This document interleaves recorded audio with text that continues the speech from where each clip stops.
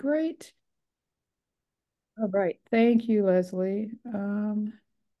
Let's go back and start again. Wait a minute. Am I in the right one? Why have I got two of these open? Go to that X thing. All right. Yeah. Hopefully this is the right version. Okay, so There. please do mute your microphones, please, if you haven't already done so, because I can still hear somebody talking in the background. Anyway, as I started to say, there was the question about King Harold being shot through the eye, killed by being shot through the eye with an arrow that was portrayed in the Bayeux Tapestry. And we talked about that last week. And I did remember there was a chronicler, one other chronicler who mentioned this. So I went back and kind of looked some of this up. Most of the accounts that happened right after the Battle of Hastings don't mention an arrow. They mention that he died in battle. Some said he was pierced with mortal wounds. There was one particular chronicler who talked about him literally being taken apart piece by piece, which I won't get into because that was kind of graphic. But there was one chronicler, an Italian chronicler, and I guess that's the one I was remembering, who said that his eye was gouged out with an arrow. But what I followed up on that with looking at this, it said that the account was somewhat suspect because it only survives in a French translation of the original. And the French translation was about 250 years after the Battle of Hastings. So there could have been something lost in translation. So the fact of the matter is, we don't really know. There are a few instances where they say that he was a lethal arrow or he was, stabbed with something. But the truth is, we really don't know. And even in the Bayeux Tapestry, some of the names that are over the tops of the individuals that are supposedly portrayed there, they're not in the right order. The names aren't even in the right order. So we don't know. But that was I just wanted to follow up on that since people ask about it. Okay, so this week we are going to do the second half of medieval London, and we're going to look at architecture, daily life, and medieval guilds. So this is a map of some of the places that we will be looking at today. Some we've already talked about, but here you go. This is kind of modern London today. And we're going to be visiting a few different places on here as we go along. And we're going to start over by, I'm going to just go back to orient you if you're not as familiar with London. We're going to start over here by the Tower of London down here in the lower right-hand corner at All Hallows in the Tower. And I mentioned this church, I believe last week, just in passing. It was built originally around 675. But if you visit it today, you'll see that the building is really a conglomeration of many different eras. It was expanded and rebuilt several times between the 11th and 15th century. And the current exterior that you see here dates to 1658. This is after it was rebuilt because there was an explosion nearby. Now, visiting churches with many different architectural histories, this is not unusual in London. As with All Hallows, many churches in London have been expanded upon, they've been remodeled. And this phenomena is due in part to two significant events in London's history that we are going to discuss in more detail when we get later into the course. The first was the Great Fire of London in 1666. At that time, many churches, including St. Paul's Cathedral, were either destroyed or heavily damaged.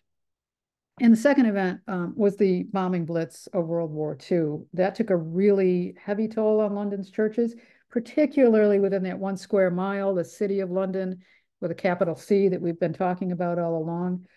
So All Hallows did survive the Great Fire, but it was heavily damaged in the Blitz. But nonetheless, some of its history, going all the way back to the Romans, still remains intact today. Now, if we go into the period that we're talking about today, the medieval period, or actually even before, if we go all the way back to 675 when the church was originally built, there's a Saxon undercroft that still exists in the present day nave. And then there are at least 3 Saxon coffins within the church. So there is some really old history with this. This is very interesting. This is a surviving arch from the original Anglo-Saxon church, and this was built from reused Roman bricks. So even though the original St. Paul's dates back to 605, there's nothing remaining of that church whatsoever from that time period. It was totally destroyed and rebuilt. So All Hallows claims the title of the oldest remaining church in the city of London because it has this piece of Anglo-Saxon architecture that you can see if you go into the church today. Another piece of the church, and I'm sorry, this picture did not blow up well, that dates from the medieval period. This is the chapel of St. Francis of Assisi, and you can see it's got the barrel vaulted ceiling, the curved ceiling there. This is located in the crypt, and it dates to around 1280. It was lost for about 300 years before it was rediscovered in 1925. So it was buried, it was built over, and then at one point when they were doing some work, they discovered buried under all of this was this medieval chapel here. Now, All Hallows has also had a front seat in the history of London for some time. Like I said, it survived the Great Fire of 1666, but it did play a prominent role in documenting that event. And we'll hear about that later when we get to the Great Fire of London. And interestingly enough, it has two connections with the United States. So William Penn, for whom Pennsylvania was named, he was baptized here in 1644. And John Quincy Adams, the sixth president of the US, was married here in 1797. And if you take a tour of the church and you go down to the undercroft and the crypt, which I would highly, highly recommend, you can see the marriage register that lists John Quincy Adams' name in it. So that's kind of a neat connection with the US. So I'm not going to go into, again, I don't have time to go into a lot of detail on each of these churches. As Betsy said, I do have those four-week series, and one of them is churches and cathedrals in London. So if you're interested and the program committee wants to do it, we go into a deeper dive on this church and a lot of other churches in that course. Okay, so moving a little bit further ahead in time, the White Tower, this is the most recognizable part of the Tower of London. It's a UNESCO World Heritage Site, along with the Elizabeth Tower, which is better known to some of you as Big Ben. And it really is an iconic face of London. It's on all the postcards, right? And at the time it was built, it was the largest non-religious building in England. It's 90 feet high. The walls are up to 15 feet thick. It's what they call a keep of a castle. So it was part of a larger castle complex. But this original, the White Tower, originally was built by William the Conqueror. And he built this in part to, kind of establish a visible symbol of Norman domination. He built a lot of castles. So he wanted to let people know, I'm here, the Normans are here. Originally, the castle was a palace, so a royal residence, a treasury, a military stronghold. It guarded the river entrance into the city of London. And then shortly after its completion, it started being used to house prisoners. And that's still what we kind of associate the Tower of London with today, a prison. Right? We think of the dungeons and things. Now, the first prisoner in the Tower of London was the Bishop of Durham. And this was a guy named Randolph Flambert. He was imprisoned by Henry I in 1101 on charges of embezzlement. Now, rumor has it that the bishop's friends smuggled him in some wine. One thing you have to remember about people being imprisoned in the Tower of London, a lot of them were nobles. And they actually, when they were imprisoned, they had apartments. They weren't living in dungeons. It's not the kind of image we usually think of. They could bring some of their servants with them. People could come visit them. So in the Bishop of Durham's case, supposedly some of his friends came to visit him. They smuggled in some wine, and he used the wine to get his guards drunk. And then he escaped through a window on a rope. And so this is a medieval depiction of the Bishop of Durham coming out the window on the rope to escape. Oops, went too far. The White Chapel also included the Chapel of St. John. I'm sorry, the White Tower also included the Chapel of St. John the Evangelist. This is over 900 years old, and it has a very unique history as a royal chapel and actually also as a National Records Office. So the chapel originally was built probably intended to be used by the royal family while they were in residence, while it was a royal, palace for the royal family. And we do know that this chapel was part of the building's original design. It was not added as an afterthought. So we do think that it really was part of that original royal palace that was built within the White Tower. Now, we don't know how often or how it was used in its early history, again, probably just as a family chapel. But in 1240, Henry III ordered it to be redecorated. And this included adding 3 stained glass windows because prior to that time, Norman architecture did not have stained glass windows. So Henry III, he redecorated it. He put in stained glass windows. He put in painted figures of St. Edward and St. John the Evangelist. But 80 years after that, Edward II, he ordered documents from the Royal Exchequer to be moved to the White Tower. And it appears that they were actually stored in St. John's Chapel. So it was used as a record storage site. Now, before the Norman conquest, the crown had used religious houses as places for depositing important documents. But then the Anglo-Norman monarchy, they developed more kind of permanent archival structures and requirements. And for that reason, official records were often housed in the Tower of London. And it really wasn't even until the reign of Queen Victoria that there was a centralized record office for all of these kinds of records. So this served as a family chapel, also served as a records office or a record storage space. Now, St. John the Evangelist is only one of 2 chapels in the Tower of London. The other is more famous. This is St. Peter ad Vincula, St. Peter's in the Chains. Now, the current chapel that we see in this picture here, this dates from the reign of Henry VIII. But there has been a place of worship on this site for over 1,000 years, predating even the White Tower. So even before William the Conqueror built the White Tower, there was a church on this site. The earlier church was like a lot of other castle chapels. It was what they called taken in to the Norman castle. So basically, the castle was built around this church. They incorporated the church into it. There's very little work recorded on the chapel before the reign of Henry III, but we know in 1240 he did repair the existing building. He replaced the roof. He improved some of the interior decoration. And this work lasted for about 46 years. And then his son came along, Edward I, and he decided to demolish the entire church and build a new one. So he built a new one in 1286, but it was badly damaged by fire in 1512. And after this, the church was not rebuilt. The chapel was not rebuilt straight away. It wasn't until about 1519 that they started doing reconstruction under Henry VIII. And that's what you see today. This is the chapel as it remains today. Now, the interior, if you go inside, it has been considerably altered since its construction. And this church has seen generations of Tower residents who were baptized, married, buried in the chapel. And they were joined by many people who were executed in the 16th century and buried here.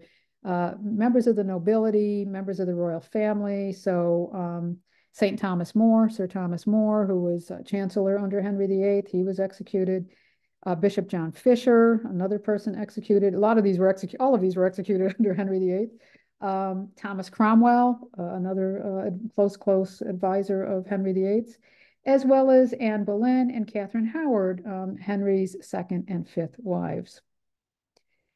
Now, despite frequent use, the chapel was not well maintained, and in the Victorian era, around I think 1865, the chaplain wrote to the Office of Works and he complained to the government. He said, Lee, the chapel's in really poor state. The walls are crumbling. There's damp. There's other problems.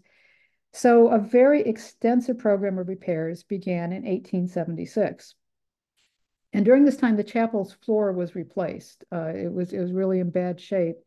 Many of the remains found under the flooring were moved to the chapel's newly created crypt.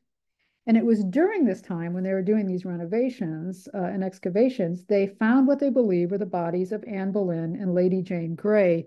Lady Jane Grey was known as the 9 Days Queen. She was never had a coronation. She was only queen for 9 days, and that's another whole long story. But anyway, also during the Tudor era. So they believe they found their bodies. And to note these discoveries, the architect who was working on this at this time, Anthony Salvin, he installed a marble floor, which still exists in the chancel, and it indicates their final resting places where they were reburied and moved. And to this day, on the anniversary of her execution, flowers appear on that plaque for Anne Boleyn. Now today, both St. John the Evangelist and this chapel, they hold regular services. As a member of the public, you can attend. You get a special ticket to come to church here. You can't wander around the Tower of London. The ticket is only to allow you to come to services here, but they do have services. Sometimes they have special holiday services, Christmas services, and things like that. This is an aerial view just to kind of give you a view of the whole layout of the Tower of London, including the White Tower right there smack in the middle, the one that William the Conqueror built. So as we move further into the medieval period, under Henry III, he reigned from 1216 to 1272, and Edward I, who was from 1272 to 1307, right after Henry III, they both expanded the fortress. So you can see the defensive walls, lots of other smaller towers were coming in, lots of other buildings started to come in at this time period. And then there's the Queen's house. This is an interesting one. This is a half-timbered house. It faces Tower Green, which you can see here right in front of it. It was built in 1540 on the instructions of Thomas Cromwell. And it was built over the remains of an earlier domestic building. So it represents pretty much the most complete sort of high status timber frame building in London, predating the Great Fire of 1666. It survived due to the protection from the tower walls. The fire never quite reached the Tower of London. I mean, they did blow up some buildings around the Tower of London to stop it from reaching quite that far east. But of course, those massive tower walls also protected this structure. And although it's now long since vanished, there was also a very splendid royal palace to the south of the White Tower at the Tower of London. Henry VIII modernized the rooms inside for the preparation for the coronation of his new bride, Anne Boleyn, in 1533. And she and the king were said to have feasted in splendor the night before she processed in triumph through the city of London to Westminster Abbey for her coronation. It was very common for monarchs who, the night or two before they were crowned, they would stay here in the Tower of London in these lavish apartments. So as queen consort, she was getting her own coronation. So Anne stayed here. Ironically, maybe somewhat cruelly, 3 years later, she was back in the tower, same apartments, same lavish apartments, but this time being accused of adultery and treason. So, and then she was executed by sword right here on Tower Green, just in front of the Queen's house. Now, only the most famous or highly ranked were afforded an execution within the tower walls. And this is because although there were spectators at these executions, it came by invitation. So most people who were executed were not actually executed within the walls of the Tower of London. They were executed over on Tower Hill, which we're going to look at in a minute. So only the most exclusive had a more private type of execution, if you will. So as I said, most of the deaths took place outside the tower walls. They became public spectacles, thousands of people coming to watch the proceedings. In 1485, a permanent scaffold was erected for the use of executions. Interestingly enough, the last execution, which took place here on Tower Hill, and this is like a little commemorative space for it, was that of Lord Lovat. He was executed on April 9th, 1747. And as you can see, there's a little small memorial for everyone who was executed on Tower Hill. Most prisoners who were kept within the tower were there on charges of treason. So this was not a prison site for common criminals or everyday murderers. The more common criminals were usually tried and executed at Tyburn or Newgate Prison, Smithfield, among other places.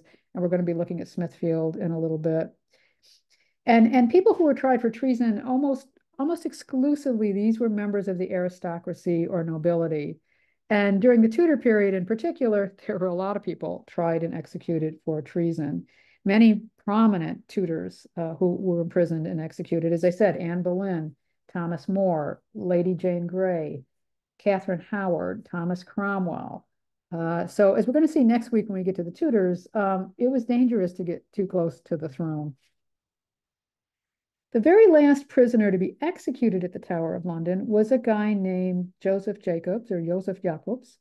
He was a German spy, and he was executed within the tower walls by a firing squad in 1941. So as recently as then. Now, the Tower of London didn't just hold prisoners, as I said before, but this is also a very interesting part of its history. Around 1200, King John brought 3 crate loads of exotic animals back to England from Normandy. And at that point, a royal menagerie was created, and it comprised of other animals that were subsequently presented to King John and other monarchs. And over time, this thing really grew. This menagerie got quite large. It included African lions, elephants, rhinos, kangaroos, ostriches, chimpanzees, beavers, flying squirrels, cranes, storks, alligators, and bears, including a polar bear that was gifted to Henry III by the King of Norway.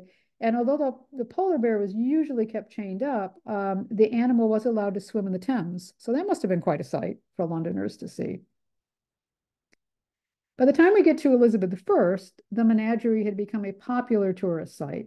So you could pay to come in and see these animals, and either you paid 3 halfpence, or you could offer a cat or a dog to feed to the carnivores.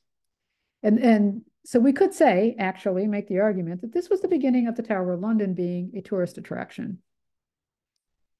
Now, if we jump up to the Victorian era, just to finish up the kind of history of the tower, in 1826, the constable of the tower, the Duke of Wellington, he dispatched 150 of these animals to a new home in Regent's Park. And that was the foundation for the zoo that's there today, that's still there today, the London Zoo. The menagerie was shut down completely in 1835. Many of the existing animals were sold to other zoos or to traveling circuses. It was really kind of a mess in the tower by then. They didn't have good trained zookeepers. A lot of the animals were sick, they were dying. So they moved them out, which was a very good idea. Now today, you see here this very famous picture, the yeoman warders, known as the beef eaters.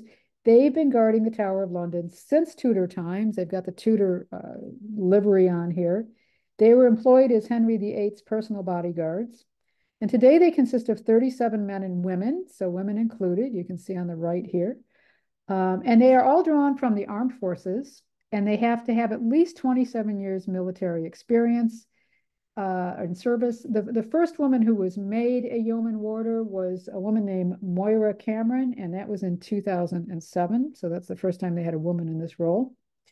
And the name Beefeater, there's a couple of different theories about where that name came from. One is from a French word for the guards that were in the palaces of French kings. But there's also a belief that it originated from a time when the yeoman warders in the tower were paid, their salaries were paid in part with chunks of beef. So we don't know for sure. But I mentioned when we were looking at the chapels, and I said St. John the Evangelist, there have been a lot of tower residents who were married here and had funerals here and baptisms and weddings. Well, this is because the yeoman warders and their families live in the Tower of London. And they live here along with the resident governor of the tower and the keeper of the jewel house, which is where the crown jewels are kept. So, and there's also a garrison of soldiers that sometimes live here. So all told, there's roughly about 100 people living within this complex, within the Tower of London complex.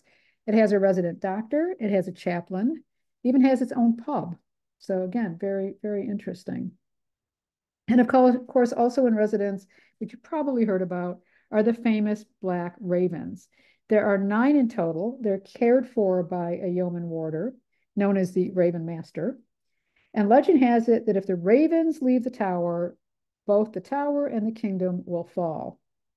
Now, the Raven Master does occasionally trim the flight feathers of these birds to encourage them to stay put. And for the most part, they do, but there have been some who have gone wandering in the past. One flew off to Greenwich for 7 days and was actually returned by a member of the public. One made its way to an East End pub, and a third was actually, it was sacked, it was fired, if you will, and taken out of the tower for chewing on TV antennas. So kind of interesting history of these ravens. And here you see, I just wanted to give you a map so you can see all the different parts of the Tower of London. If you haven't been there or you haven't been there in a while, this just shows you all the different pieces of the tower. Okay, so now let's move to Westminster outside of the city, that 1 square mile, the city of London going west, and we're going to talk about Westminster Abbey. This was started as a Benedictine monastery in the mid-10th century.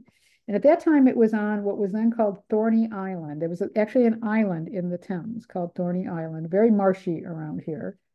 But the real story of Westminster Abbey begins with Edward the Confessor.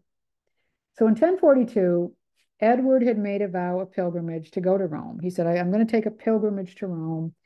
But the nobles who were advising him said, this might not be a good idea. You're the head of the country. You're kind of too important to go on what was then considered kind of a risky journey. Country was still a little bit unstable. And so the Pope sent word to Edward. He said, okay, look, I will release you from your vow. You do not have to make a pilgrimage to Rome, but instead you need to build a church in honor of St. Peter. So the actual name of Westminster Abbey, the official name is the Collegiate Church of St. Peter, Westminster. So Edward agreed. He said, okay. So he started building on the Thorney Island site. He had a palace here as well, Westminster Palace. And actually that may have even predated him. So they started building on the Thorney Island site. The abbey was dedicated in 1065, just weeks before Edward himself died. So he was buried in his new church in January of 1066. And then the church became the site of another very important event in 1066, the other end of 1066, when William the Conqueror was crowned King of England on December 25th. So this abbey was bookended by, on the one hand, the Confessor's death in the beginning of 1066, and then the Conqueror's coronation at the end of 1066. And here you can see, just showing you the map again, this was Roman London, which we talked about in week 1. This is that 1 square mile, which we're still pretty much based in this week. This is where the Anglo-Saxons had settled, as I said, over by the Strand more, by Covent Garden, outside those city walls that we talked about. And then down here is Westminster, and there's Thorney Island there. Now, the word minster has Greek and Latin origins. It was adapted in Old English as minster spelled with a Y, or monastery. So the church was named Westminster to distinguish itself from the Eastminster, which is now St. Paul's Cathedral, which is in the city of London. So one's in the east, one's in the west. And you can see here, this is a model, an artist's interpretation of what this abbey would have looked like in Edward's day.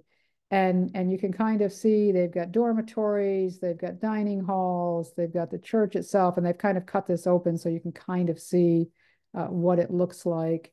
Lots of farmland around it, garden space. It was a very, very big complex. And again, if we do the London Churches 4-week course, I go into a lot more detail there. Now, I want to talk about something that is inside the church, however, the shrine of Edward the Confessor, who we just spoke about. So Henry III, he was the first Plantagenet king, and he ended up demolishing most of Edward's church. He wanted to rebuild the church in a much larger and kind of expansive Gothic reconstruction. So the church you walk in today is not Edward's church. And at this time, he also created a central shrine to honor Edward the Confessor. He was an Edward the Confessor fan, shall we say. Edward was canonized in 1161, and he had many, many followers. So there were pilgrims who would, come here to see where he was buried. So there was quite a cult following for a while. So, Henry honored him by building him a shrine. But after Henry III died, the cult of Edward kind of declined, and St. George eventually became recognized as the patron saint of England. The Benedictine monastery that was at Westminster was dissolved by Henry VIII in 1540, and the shrine was despoiled. The shrine, there were jewels out on the shrine, they were taken apart, so the shrine was damaged. Edward the Confessor's body was buried in some obscure part of the abbey. But Henry's daughter, Mary the First, who was a Catholic, she brought back the Benedictine monks to Westminster for a short period of time. She only reigned for 5 years. She moved the coffin of Edward the Confessor back to its place in the shrine. She re-blinged the shrine. She gave it new jewels to replace the stolen ones. And today it really is regarded as the center. It's in the center of the abbey. It's a very important part of the abbey.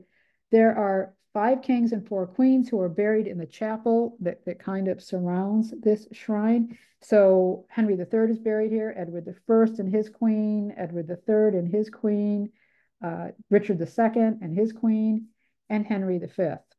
Interestingly, Edward the Confessor's own queen, Edith of Wessex, she died in 1075, I believe, but she's not buried within this little chapel near the shrine. She's outside of it, near it, but outside of it. So that was kind of interesting. Now, I mentioned that Henry III is buried here, as are some other monarchs. Many monarchs are buried within Westminster Abbey. A lady chapel was constructed at the east end of the cathedral, and that one holds the remains of Henry VII, Henry the Mary Queen of Scots, Elizabeth I. It's known as the Henry VII Chapel because he had it built. So there are also monarchs buried there. The last monarch buried at the Abbey was George II in 1760. So every monarch since that time has been buried at St. George's Chapel, Windsor, with the exception of the former Edward VIII, the king who abdicated, and Queen Victoria. They're both buried at the Royal Burial Ground on the Frogmore Estate at Windsor. So nearby, but not at St. George's Chapel, Windsor. And in addition to royalty, of course, the Abbey holds the remains of nobility, prominent artists, actors, literary figures, politicians. There are 3,300 burials here and many, many, many more memorials. And also, as I mentioned with, with William the Conqueror, his coronation in December of 1066, the Abbey's been the main site of the coronation of English kings and queens ever since that period, going way back. There have only been 2 monarchs, if you will, who were never crowned in this abbey. One was Edward V. Edward V was one of the princes in the Tower who was sent to the Tower of London in 1483 by his uncle, who became Richard III, and then disappeared, probably murdered, but we never quite did know how the boys in the Tower died, but Edward V, so he was never crowned king. And another Edward. The other Edward was someone I mentioned just a minute ago, Edward VIII, because he abdicated. He was king for a while, but he abdicated before his coronation ever took place. So he was never crowned and therefore never had a coronation here. Now, if you go in the church today, there's very little that remains of the original medieval stained glass. There are some 13th century panels that you can see if you go up into the Queen's Diamond Jubilee galleries. And if you haven't done that, I would highly recommend touring up there. The Great West Window and the Rose Window in the North Transept, they date from the early 18th century. And the remaining glass is from the 19th century onwards. So there's really very, very little remaining of the medieval glass. The only traces that you can still see of Edward the Confessor's monastery are in the kind of round arches and these kind of massive supporting columns in the undercroft. This is called the Pyx Chamber, and this is very indicative of Norman architecture. Great big massive columns and these kind of arched ceilings here. So you can still see that. That's in the cloisters. It has a medieval tiled floor, and it was actually used as a monastic and royal treasury. And today you can see they've used it. I mean, now it's presented as an altar, but it was actually a place where some of the royal treasury work went on here. And again, I talk about that more in the other course. Now, one thing I did want to mention about this abbey, which is quite interesting, is it's not a cathedral and it's not a parish church. It's something called a royal peculiar. And that means it's under the jurisdiction of a dean and a chapter. It's subject only to the sovereign. It's exempt from the jurisdiction of a diocese or archbishop, a bishop. So that's kind of an interesting quirk about it. It can be used many different ways. It's not under the jurisdiction of an archbishop or a bishop. There are other royal peculiars, and I do mention those in the other course, and these include St. George's Chapel at Windsor, which I just mentioned is where monarchs are buried today and have been buried for some time. The Chapels Royal at Hampton Court and at St. James Palace, the Queen's Chapel of the Savoy, and those two chapels that we looked at the Tower of London. Those are all royal peculiars. Just to kind of give you a look at the Abbey floor plan. If you recall from week 1, we talked about how the layout of the Roman Basilica, how these influence kind of ecclesiastical architecture in the Middle Ages. And you can see it here again, that long center aisle divided by columns. You can't see it here, but there would be a clear story, a third story windows that would spill light down into here. And then at one end, this is where Henry VII built on, but originally at one end here, you would have, again, in the Roman period, this is where you would have the magistrate sitting, or maybe a statue to the emperor or something like that. But of course, in a Christian church, this is where the high altar is. And again, this is another artist rendition of what this whole complex would have looked like, with Westminster Palace, Westminster Abbey, all the adjoining buildings that went along it. And you can see it is, calling it an island is a little bit, well, I guess you could call it an island. It is surrounded by water, but it's rather large. It's not stuck out in the middle of the Thames, obviously. Okay, staying in Westminster, I mentioned what the old Palace of Westminster, that no longer survives, except the hall. This is the oldest surviving part of that old palace. And again, it was on Thorney Island. This site may have been first used as a royal residence all the way back to Canute the Great during his reign from 1016 to 1035. We know that Edward the Confessor built a royal palace on Thorney Island just about the same time he did build Westminster Abbey. And this whole area then became known as Westminster. Now, neither of the buildings used by the Anglo-Saxons nor those used by William the Conqueror survive today, but this hall does still survive. It was built in 1097 under William II, who was the son of William the Conqueror. And again, it was kind of to impress upon his subjects his power, his majesty, his authority. It was indeed by far the largest hall in England, probably in Europe at that time, measuring 240 by 67 feet, a floor area covering about 17,000 square feet, massive.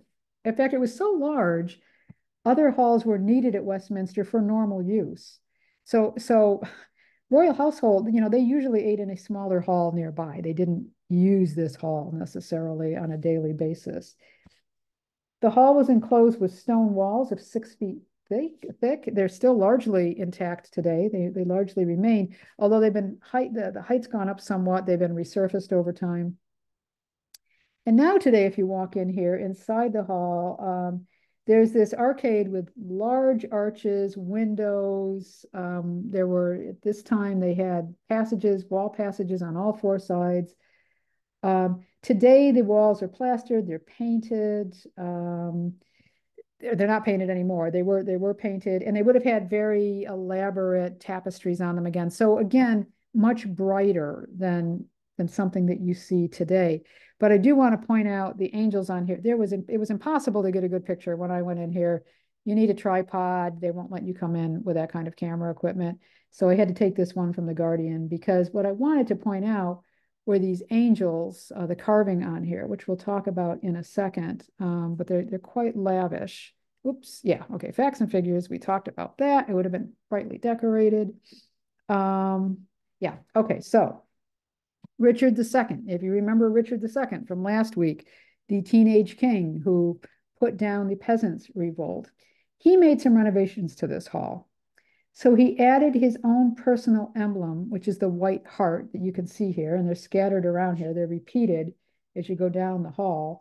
And he decorated the ceiling with these amazing angels, which really are quite incredible to look at. There's 26 of them. They're carved out of a solid beam. and they bear the shields of the royal coat of arms of Richard. Now, by a strange twist of fate, the first event in this remodeled hall that Richard remodeled was Richard's own deposition on September 30th of 1399, when he was basically kicked off the throne. He was replaced by Henry Bolingbroke, that young man who hid in a closet in the Tower during the Peasants' Revolt that we talked about when the Tower of London was breached. Now, today, if you take a tour of the present Palace of Westminster, which we now commonly think of as the House of Commons, you enter through this great hall. So that's how you come in to take the tour of the Houses of Parliament. You come in through here first. Many famous people have laid in state here before their funerals. Most recently, the late Elizabeth II, Queen Elizabeth II, laid in state here before her funeral. And a lot of people came through, obviously, for days and days to pay respects to her. Okay. Now I'm going to talk about a church that I really have a soft spot for, and it's one that we've talked about some famous places. We've talked about the Tower of London. We've talked about Westminster Abbey. I'm sure many of you are familiar with and probably have visited those sites, but you may not have been here. This certainly does not get visited by tourists, but it is one of my favorite churches. It's St. Bartholomew the Great. It was founded in 1123 as a priory church, and it was part of, again, a monastery. It was a monastery of Augustinian canons, and it was attached to St. Bartholomew's Hospital, which is still in existence today, still a very prominent hospital, particularly for cardiac issues. But this church had a rough life. It survived the dissolution of the monasteries, but the priory itself was dissolved in 1539, and the nave of the church was demolished at that time. The monastic buildings were largely kept intact, and the canon's choir and sanctuary were preserved. But again, these were turned into use as parish churches. So this often happened under the dissolution of the monasteries. Some of them were totally destroyed. Some kind of rolled with the punches and became parish churches under the new Church of England, and that saved some of them. So some of the buildings were preserved for that use. And then again, under Mary I, Henry VIII's daughter, Catholic daughter, there was very briefly some Dominican friars living here. But then when Mary's sister, half-sister, Elizabeth I, came to the throne, she was a very dedicated reformist Protestant. It, again, went back to being a Church of England church, and so it became a parish church under Elizabeth I. St. Bartholomew the Great managed to survive the Great Fire of London of 1666. It managed to survive bombings in both world wars. But due to these events and the passage of time, much of the Norman architecture was lost. Restoration work was undertaken throughout the latter part of the Victorian era. Some restoration work took part in the 20th century, but it's still one of the oldest churches in London. And it's very atmospheric if you go in. So there are still parts of the original Norman apse and chancel that are intact. You can see that on the left here. And this is said to be the baptismal font of Geoffrey Chaucer. It's well worth a visit. Again, hardly anyone comes in here. It's very atmospheric. It's very of its period, if you will. Well worth a visit. And interestingly enough, maybe because of the atmospheric nature of it, it has been used as a filming site for many films, including Four Weddings and a Funeral, Shakespeare in Love, and many, many other films in here as well. But it's well worth a visit if you're in the City of London. And close by is another location of medieval historical relevance, and this is in the area of Smithfield Market. Smithfield Market has just moved out of here, so it is no longer there. This area, though, right next to St. Bartholomew's, this was originally known as Smoothfield, S-M-O-O-T-H Field.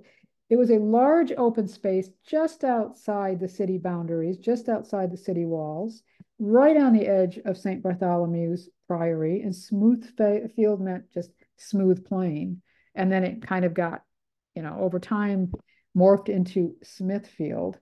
But if you remember when we were talking about the Peasants' Revolt last week, when Richard II went out to meet the rebels for the last time, when Wat Tyler was killed by the mayor of London, that was in Smithfield. That was in this area here.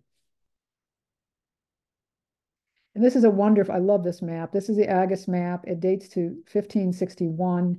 And you can see right in the center here is Smithfield, right there, Charterhouse, which we're going to talk about later, and St. Bartholomew over here. These are wonderful, wonderful maps.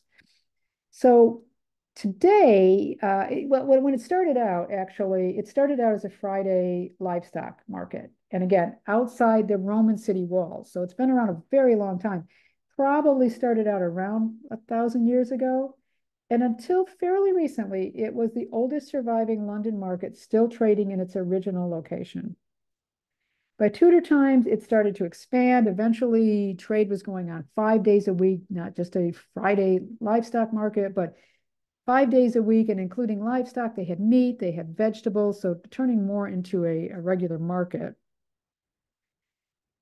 And the main structure of the building today dates back to the mid 1800s. And you can see it's really interesting. The kind of architecture inside is very interesting. It is a market that was heavily frequented by restaurant suppliers, but it was also open to the public. So you could walk in there. You had to go pretty early in the morning. It was only open from 2 a.m. to 8 a.m. And usually the restaurant suppliers would come in, they'd scoop up everything they needed for the restaurants that day. But if you got there by about 7 a.m., you could still wander around, have a look around. Unfortunately, it is now no longer in this site. I think I may have mentioned this, I can't remember, but Smithfield Market, the old Billingsgate Fish Market, and Spitalfields Market, the old Spitalfields Market, are all being incorporated into one large market, moved out of central London. They're not going to be in central London anymore. This site is being taken over by the Museum of London. And I did mention that the Museum of London was closed while they build their new museum, if you will. And they're taking over some of the buildings around here to use for their museum. But I just love the architecture in here. It's really cool. Very Victorian. Now, the other thing I wanted to mention that took place in the 12th century was this whole area around Smithfield was used as a vast recreational area, as well as where they carried out executions sometimes.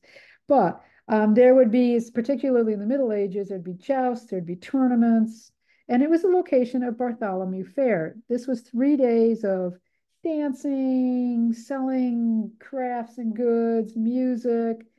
Over the centuries, as this thing went on, it became more and more kind of debauched. It turned into this long, drunken holiday. Lasted for almost 700 years. It wasn't shut down until 1855. So it was quite a popular area to make merry, if you will. And you can see from 1721 this artist's rendition of some of the things going on at the Bartholomew's Fair. But as I said, until about 1400, it was also the site of many executions. So it's had a very varied and interesting history and makes a good spot, actually, for the Museum of London, an apt spot for the Museum of London to be moving to. Okay, so now we're going to move to the south side of the river, or down by the river. On the south bank of the Thames in Southwark are the remains of a palace built for the Bishop of Westminster. Now, this palace was originally dating to about 1136. There were redevelopments undertaken in the early 13th century. But basically, this was a very lavish complex. It had two courtyards, gardens, a tennis court, bowling alley. There was a prison here. There was a brewery. There was a butchery. And it had direct access to the river.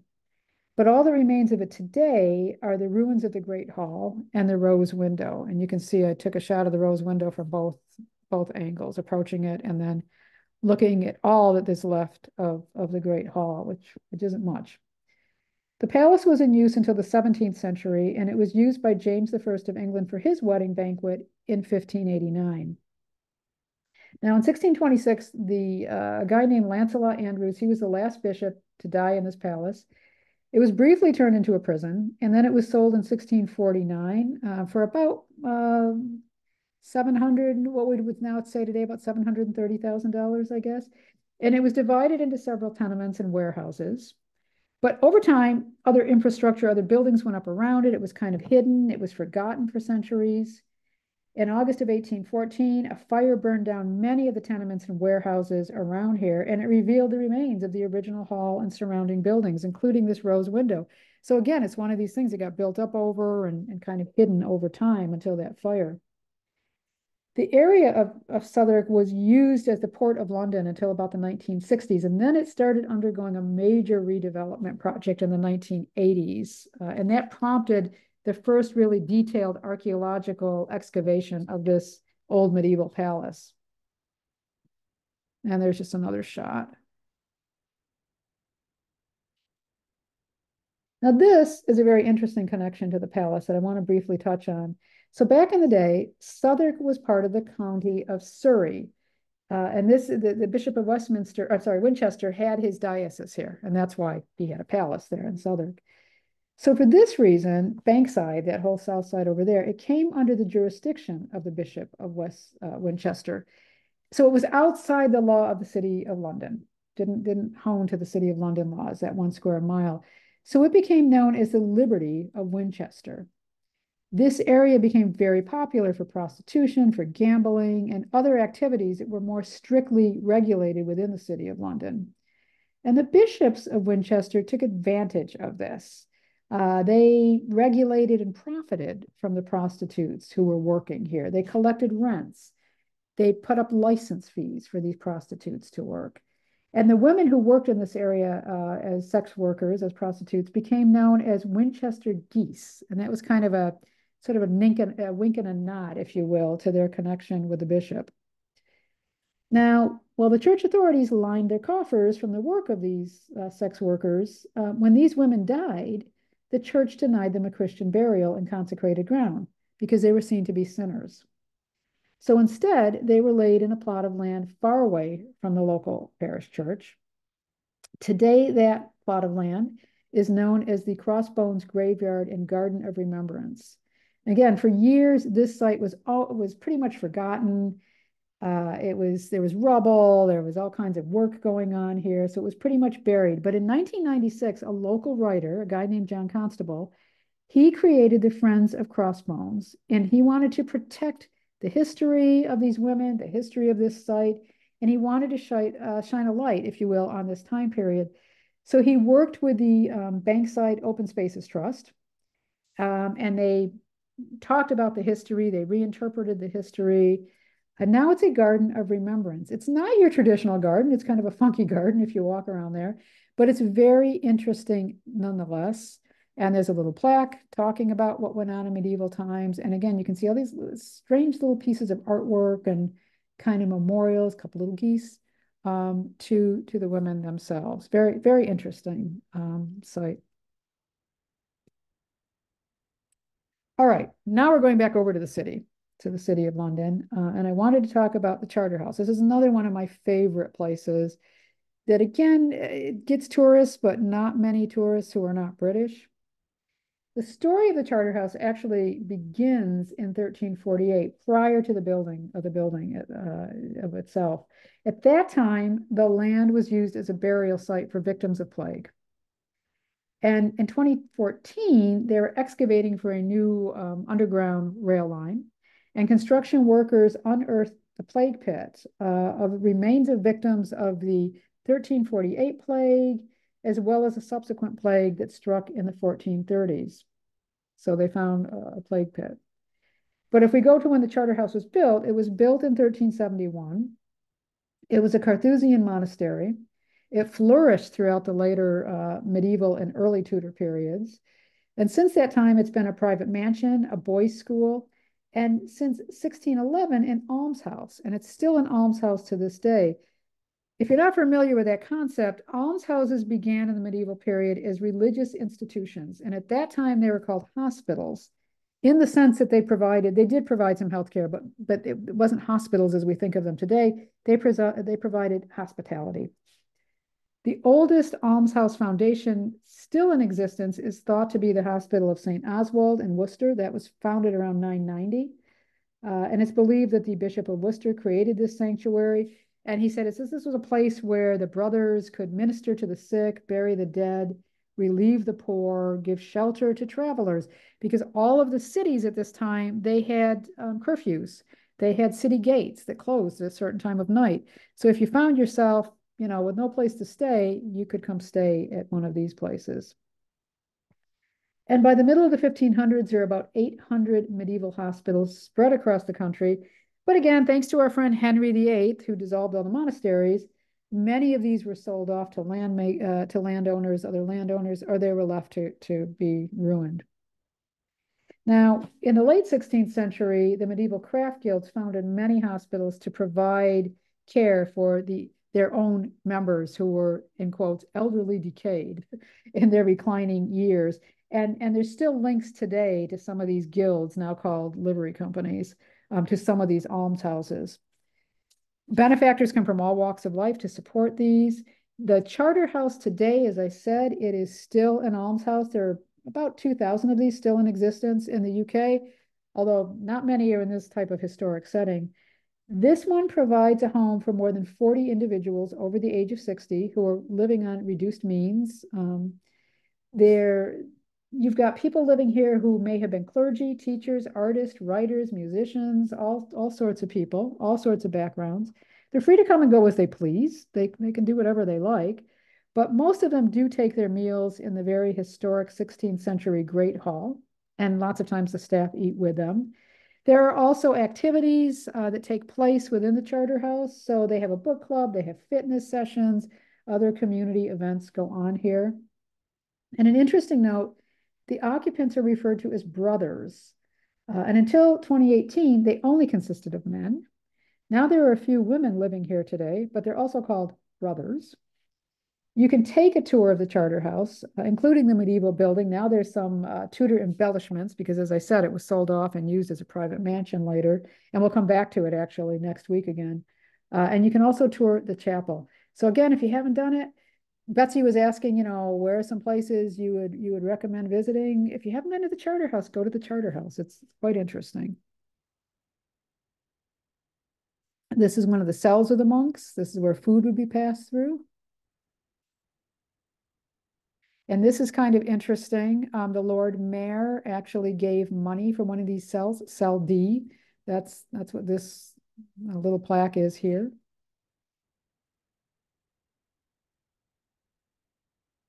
Okay, got to move along because we're running short on time here. Okay, now, if you recall, in the first week I mentioned that in the basement of the Guildhall, you can visit the remaining piece of the Roman amphitheater. And I also discussed the fact that the site was used by the Anglo-Saxons for their folk moot or their legal business.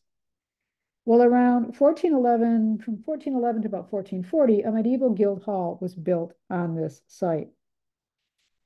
It's the city hall, if you will, for the city of London. And in the Middle Ages, the Lord Mayor of London, he was said to rival the monarch for influence and prestige. Very important person. So you'd have the ruling merchant classes would hold court here. Some fine tuning of the City of London laws would take place. Regulations were established. So again, it was this building was built to reflect the power and prestige of London and its leaders. As the City Hall of medieval London, the Guildhall not only served as an administrative and civic center for the city, but it was also a stage for political, religious, and social drama. It's where English kings conferred with the mayor, where there would be extravagant banquets taking place for the nobility. Here's the inside. It's also, or was also, the setting for state trials and pleas to the king. So many people were tried and sentenced for treason on this site. When the Great Fire swept through London in September of 1666, it destroyed 7/8 of the medieval city. The Guildhall was severely damaged, but amazingly, it did kind of stood its ground. The roof was destroyed, and there was, of course, restoration work that had to be undertaken. And then we move into the 20th century, and again, the Blitz hit. On the night of December 29th, 1940, the Great Hall's roof was once again destroyed by fire. It collapsed into the building. The current roof that's there today was designed by Sir Giles Gilbert Scott. He's the architect of the Houses of Parliament. It was erected in 1953. It's only the fourth roof on this building since 1440. So that's pretty amazing when you think of how often we have to replace our roofs. And at that time, in the 1950s, a brutalist style West Wing was added to the complex, which really does kind of stick out today. It doesn't look anything like this complex at all. But the modern Guildhall complex is still used as a center of government for the City of London. And the Great Hall here, this is used for receptions, for visiting royalty. The Queen had a 90th birthday celebration in this hall when she turned 90. And it's still one of the oldest surviving structures from the medieval period. So that's architecture. We got to talk briefly about daily life in medieval London, including housing and religion. We've already talked about the kind of unsanitary conditions in medieval London. So in addition to the city being filthy, it was noisy, it was smelly. Again, you had butchers butchering animals and throwing stuff into the streets. You had tanneries that were working with animal hides, so the leather would be boiled. So it was quite a feast for the senses. And life was difficult for poor Londoners. There was no form of support for people who could not work. So there were a lot of beggars. Again, a lot of charitable work was done by the churches, but by the monasteries and things until Henry VIII shut those down. Many children did not survive childhood due to illness and accidents. You only went to school if your parents were rich enough. If you were poor, you went to work as soon as you were able to, sometimes as young as 7 years old. Many children went into service. They worked as maids or page boys or other jobs in wealthier households. And if your parents could afford it, you would be sent to learn a trade as an apprentice from about the age of 14 if you were a boy. Wealthy Londoners, on the other hand, they could afford the very best of everything. You had all kinds of exotic goods and trade coming in from all over the world to London. So they would have silks and spices and jewels and fancy Turkish carpets and what was considered then very exotic fruit, such as oranges. So if you had enough money, there was basically very little that you could not buy in London. The housing, and again, sorry for this blurry picture, ordinary Londoners had this type of house with thatched roofs. They might have clay and timber walls. The floors were made of clay. There'd be straw spread on them. Most of the activity took place around the hearth. That was the only source of heat in the winter. This is where the food was cooked, obviously. And as London became more crowded, the houses grew taller, the streets were narrower. And by the end of the 1200s, three-story houses were very common, and the upper floors would partially overhang the streets. London had a lot of fires. Laws were finally introduced banning thatched roofs, but again, many people seem to ignore these laws. The nobility and wealthier, they lived in fine, large houses. Often they had courtyards, they had gardens. Many were built along the Strand. The Strand runs from the City of London down to Westminster. So there were palaces there. The grandest was the Savoy Palace, owned by John of Gaunt. He was the son of Edward III. We talked about his palace being destroyed during the Peasants' Revolt. Now there's a beautiful little chapel there, which I do talk about in the church's course. So again, different strokes for different folks, depending on where you lived. Religion, of course, was very, very important in this time period. We've seen that from the many ecclesiastical buildings. As I said before, there were Christians in Britain during the Roman period, probably not so widespread, though, Christianity until about the 4th century. After the Romans left, the early Saxons arrived. They were pagans, in quotes. But King Ethelbert of Kent, his wife was a Christian, and he was instrumental in reintroducing Christianity to Britain. And how that came about was the Pope at the time, in 601, Pope Gregory I, he sent some monks to England, and he said, convert the Anglo-Saxons, establish some Christian provinces. One of these monks, Mellitus, he became the first bishop of London in 604, later became the Archbishop of Canterbury over time. And the same year, King Ethelbert founded the Church of St. Paul, which we now know as St. Paul's Cathedral. And we're not going to talk about that church until we get to the Great Fire, post-Great Fire of London. But you can see the Pope here. You can see the King being presented to these missionaries who came. Now, London went through another phase of non-Christianity after Ethelbert's death, but by 675, by the time he met Alfred the Great, Christianity was reestablished in London, and the line of the bishops of London have remained unbroken ever since. So most people living in London were Christian by about 1200. There were over 100 parish churches in London by about this time, more than any other town in Britain. Most schools and hospitals were run by the church, and they would decide, which days were holidays, what days you ate what, that kind of thing. Christians prayed to specific saints for help. They went on pilgrimages. One pilgrimage site, of course, was Canterbury Cathedral, due to this man that you see here, Thomas Becket. He was the Archbishop of Canterbury. He had a problematic relationship with Henry II. Some of you may know that story, resulting in his murder at the cathedral, Canterbury Cathedral, in 1170. But he had a tie to medieval London, and that's why I'm bringing him up. He was born in the city and later became its patron saint, which was an honor he shared with St. Paul. And today, if you go to the corner of Cheapside and Ironmonger Lane in the city proper with the capital C, you'll see this wall plaque commemorating his birth. And the building is also on the site of a chapel that is dedicated to him.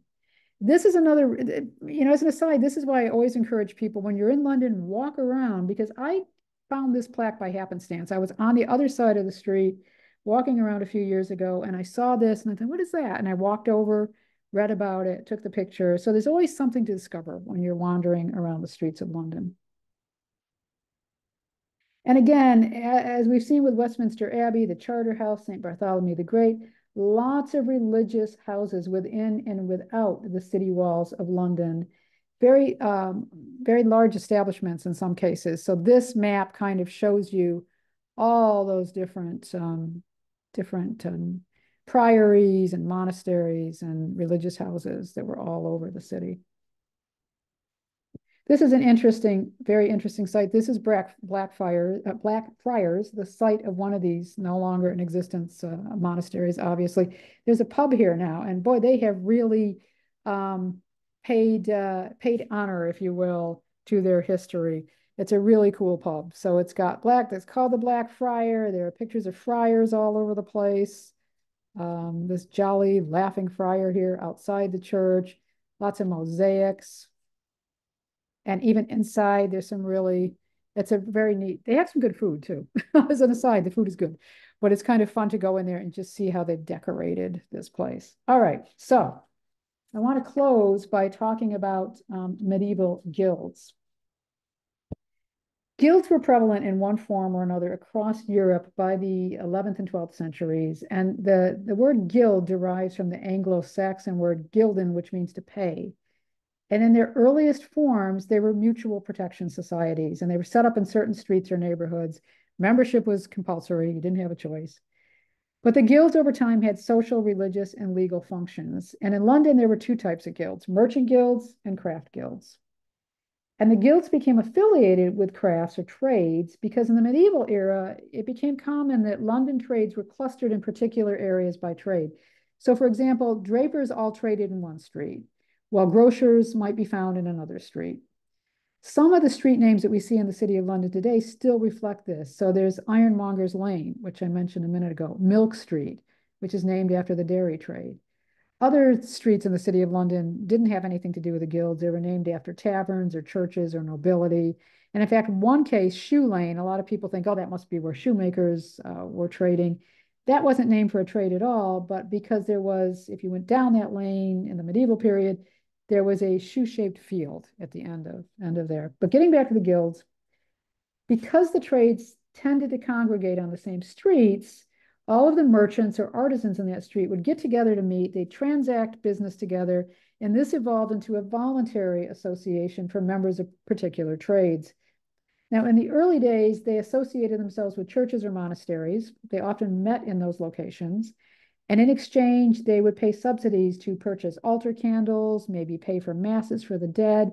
Sometimes they would even subsidize a clergy member coming in. But over time, one of their main purposes was to defend the interest of the trade. They would regulate the quality of workmanship, they would train new members, and they also played a major role in the provision of charity, as I mentioned when we were talking about almshouses in the Charterhouse, primarily only to their own members, but they would provide charity to their members. And this is actually one of the reasons that all the way up into the 18th century, these guilds remained, being a member of these guilds remained popular because people would fall on hard times. If you died, you knew your family would be taken care of. If you got sick, you knew you would be taken care of. Now, you could become a member of a guild in three ways. You could complete a 7-year apprenticeship, or you could come in by, if your father was a member of the company, or you could come in through something called redemption, and that was the payment of a fee. But none of these routes guaranteed you that you would end up practicing that trade when you were done. Medieval guilds evolved into livery companies. That's because they started adopting a very distinctive set of clothing known as livery. And so each guild had its own distinctive set of clothing to distinguish itself from any other guild. Today, there are over 100 livery companies in London, and they all hold the title of the Worshipful Company of ... whatever their company is. The companies were and still are established by a charter. They're regulated by the City of London. They provide a political voice to their members. Members of these guilds, later livery companies, were called freemen. They had the right to elect members of the Court of Aldermen and the Common Council. The very first guild in London to receive a charter was the Weavers' Company in 1155. But there are guilds for everything now, even modern IT. There's guilds for information technology. This is a very interesting statue. It's a cordwainer, someone who makes shoes. It's on Watling Street, an award named cordwainer. This was the district where working with leather took place. And so you can still see that if you walk over there today. Now, you heard me mention the fact that guild members were freemen. So I want to talk a little bit about what that means. The freedom of the City of London goes all the way back to 1237. And the medieval term freeman just meant someone who was not the property of a feudal lord, but enjoyed privileges such as the right to earn money, the right to own land. Town dwellers who were protected by the charter of their town or city were often free. So you were said to have had the freedom of the city. From the Middle Ages to the Victorian era, the freedom was the right to trade. So this enabled members of a guild or a livery company to carry out their trade or craft within that 1 square mile, City of London. And freemen were exempt from the usual tolls when they drove their livestock across London Bridge to markets. So there was a toll when you went over the bridge. So this was a very valuable economic privilege in medieval times. In 1835, the freedom was widened to incorporate not just members of livery companies, but people living or working in the city, or those who had a strong connection to London. Now, prior to 1996, the freedom was only open to British or Commonwealth citizens, but now it's been extended globally. People of any nationality, they can be admitted. You're either nominated or you're presented by a livery company to become a member. And get the freedom. And this is a long-standing tradition of doing this, but also there's a long-standing tradition of admitting women, which is kind of cool. Now, today, the most practical reasons for obtaining the freedom of the city have disappeared, but it's still a unique part of London's history. Many people who have lived or worked in the city have been proud to be admitted. It's still a big deal. And, you know, I talked about you could cross the bridge in medieval times without paying a toll. So one of the symbolic honors of having the freedom of the city today is the ability to drive sheep across London Bridge. And this is a ceremony that takes place each September in the city. The Worshipful Company of Woolmen have a sheep drive. And so you can see here, there's some pictures from this sheep drive. And any of you who may be familiar with the Great British Bake Off, the Great British Baking Show, one of the former judges on there was Mary Berry. And the year that Mary Berry got her freedom of the city, she drove some sheep across the bridge at this ceremony here on the right. Besides driving sheep across the London Bridge, the freemen of the city were given a couple of other privileges back in medieval times. They could carry a sword in public. And if they were hung for a crime, they would be allowed to be hung with a silken rope. Finally, and I know we're going a little late here, but finally I want to talk very briefly about the Lord Mayor of London, because I've mentioned this before. This is not the same as the mayor of the city of London itself. This is just that 1 square mile. The first mayor was Henry Fitzalan. He was a businessman appointed in 1189. The term of appointment now is only for 1 year. In the past, you could be reappointed. In fact, Fitzalan held the appointment for the rest of his life. But since the mid 1800s, it's been the custom that no one is reelected after their first term. And today, that position, what's it do? It supports and promotes the UK's financial and professional services, particularly coming to the City of London to do business. The City of London is a place to do business. The mayor is elected by members of the livery companies by a show of hands. And in order to be elected, you had to have been an alderman of the city and you had to have served as the sheriff of the city. Now, the office of sheriff, again, is one of the oldest in existence. It dates all the way back to the Middle Ages. And their duties actually are just supporting the Lord Mayor in his or her civic duties. And again, they act as ambassadors for UK trade and professional services at home and abroad. And you can see one of the former Lord Mayors here. There's a Lord Mayor's Day, and he's got a blinged out carriage, just like the monarchs do, and he's waving out of his carriage. So again, these are the prerequisites. These are how the facts and figures. There have only been two females who have been Lord Mayor to date, Dame Mary Donaldson in 1983 and Fiona Woolf in 2013. The Lord Mayor is sworn into office in November, and then the following day, there's this procession from the City of London to the Royal Courts of Justice. It's turned into this big pageant called the Lord Mayor Show. It's a crazy parade. It's really a crazy parade. It includes participants from livery companies. There are bands. There are members of the military, charities march. There are schools, but also, you've got people dressed up like gigantic sheep. I love this one with the man with his bowler hat and his pipe and this very weird cat sitting here waving away. Okay, that's our whistle stop tour through the second part of medieval London.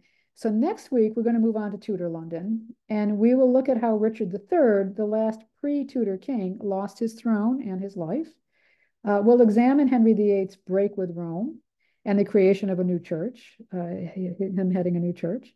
And we'll explore how Londoners entertain themselves in Tudor times. So I know we went a little over. I'm going to stop sharing my screen. I'm going to put my video on. Oops. And I did see some comments in the chat. When did window glass come into use? It was being used, I'd have to check the exact dates, but I know it was in use by the early 1500s. It was not common for a very long time because there were glass tacks put on windows.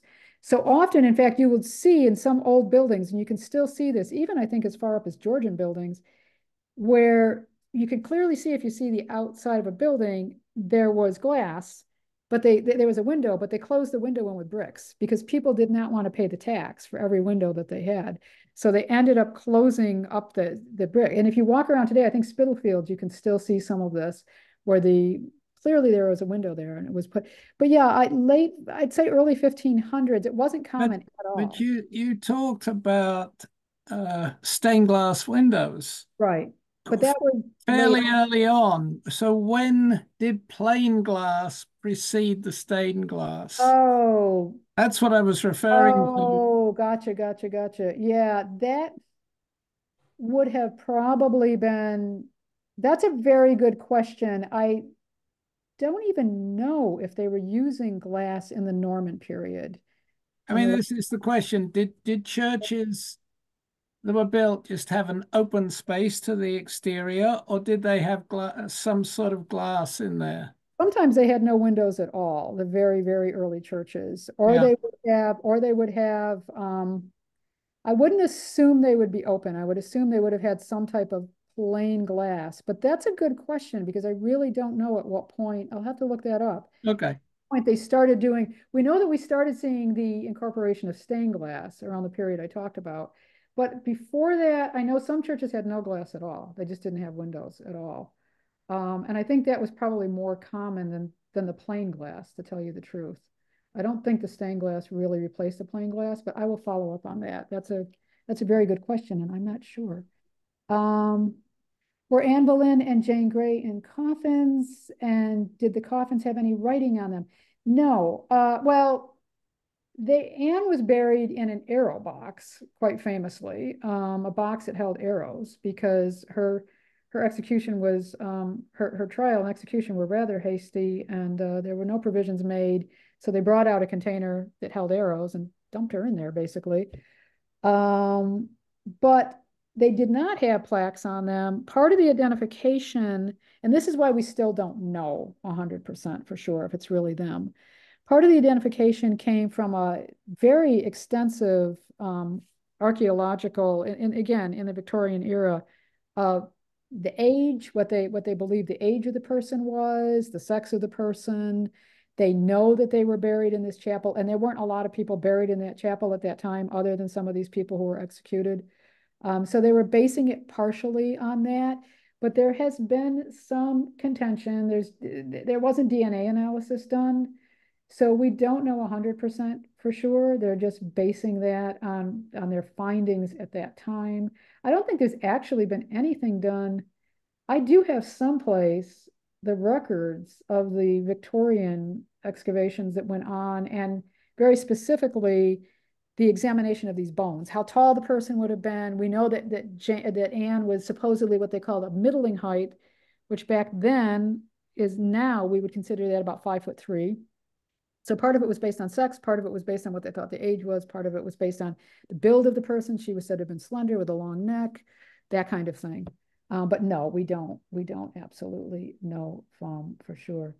So yes, the French guards tasted the food for poison, and that was, yes, that's where the French term came from for beef eaters. Yeah. Yes. I think you might have covered this last week, but or maybe we'll cover it. No, we'll cover it coming up. But I think that weren't there some bones found recently in the tower that they think might be the prince's, but they were not allowing DNA analysis. Do you know where that stands?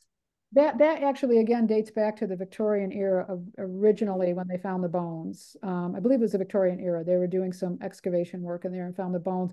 The bones were moved from the tower, put into a not a vault, but a container, if you will, moved to Westminster Abbey, where they are now housed. During the late Queen's lifetime, she supposedly, this was never made public because nothing about the Queen was made too public, but supposedly she would not allow DNA analysis of those bones. Those bones were also mixed up with, so there were the bones of two children, but there were also some animal bones that were buried in the same location. So everything was scooped up and put in this container. So they're not even all human remains. It'll be interesting to see. I think at this point, there's probably, King Charles hasn't said anything about it. I don't know if anyone's brought it up again. So I don't know at this point if there'll be any DNA analysis like there was with Richard III. There are people who are dying to know, of course. But why did she allow it for Richard III and not for the princes? It was not under her purview for Richard III. Richard III was found in Leicester under a car park. He didn't belong. These bones. Oh, so it's the fact that they were found in the tower, which is under her. Yeah, gotcha. Yeah. So it wasn't really up to her to decide about Richard, but she apparently had to give approval for these bones, and the approval was not apparently forthcoming. She wasn't interested in that. So I don't know. Yeah, we'll see if anything happens with that. December 25th coronation, any significance? Not that I know of. I think that's the day it kind of fell on. I don't think it had any religious significance necessarily. He kind of William the Conqueror subdued the city of London late October, early November of that year, and then you got to plan for your coronation. It takes a little while you don't want to leave it too long, especially in those days, because somebody will come along and unseat you very quickly. But at the same time, there's a little bit of planning, not like the planning today. I mean, King Charles was months and months and months afterwards. But yeah, I don't think that was necessarily significant. Westminster Hall, yeah, so it was originally Norman because William II built it. And then, as I said, when Richard II did his renovations, now we're getting into the Gothic era more. So you started seeing those changes coming in then. And that's why you see those changes. And that's another really interesting thing about these London churches. themselves. I mean, not just Westminster Hall. If you walk around, you can, and I talk about this in the London Churches course, and we talk about the various architectural terms and look at each period, but you can see how those churches evolve over time, from the Norman arches to turning Gothic, to having no windows, to having stained glass windows, to having the roof structures change, the ceiling structures change. And so you can kind of date the history of the church as it kind of renovated up through time. Is the Mayfair Market the same as the Mercado Mayfair? The Mercado Mayfair was a church. It was a church, and now it's if you haven't been there, that's really cool. Very, very cool. It's a place you can go in and eat. It's very, very neat to look at. I don't know if there was a market on that site or not. There may well have been. I'd have to look that up. I don't know. I'm not sure, but if not there, then very near there, I would assume, because of the name of the area and everything. But yeah, that I'm not sure of. So let me look up Mayfair Market. And windows. Were there plain glass? See, this is why I like teaching these things too, because you always have good questions, and then I learn more, or somebody corrects me on, somebody knows something I didn't know, and I'm like, oh. So I'm always learning as I go along too. But yeah, the windows, that's a really curious one. Now that I think about it, I don't know. That one I really want to find out. But I'll also chase down the Mayfair Market question. Other questions or comments? Okay, well, that did take us just about 5 minutes over. Sorry about that. We got a slightly late start. So next week, we will go into the Tudor era and talk about that great guy, Henry VIII, who destroyed all the monasteries. Damn him. No. Unfortunately, he also destroyed a lot of beautiful manuscript in the process, manuscripts, and a lot of music manuscripts and things were destroyed. But we will talk about that era. Not an era I think I would have wanted to, again, been close to the king in, because it was a dangerous place to be, but a very interesting place, and a lot to talk about. So I will get back to you with those answers, and I will see everybody next week. So thanks for coming. Bye-bye. Thank you. Thank you. Thank Really you so good. much.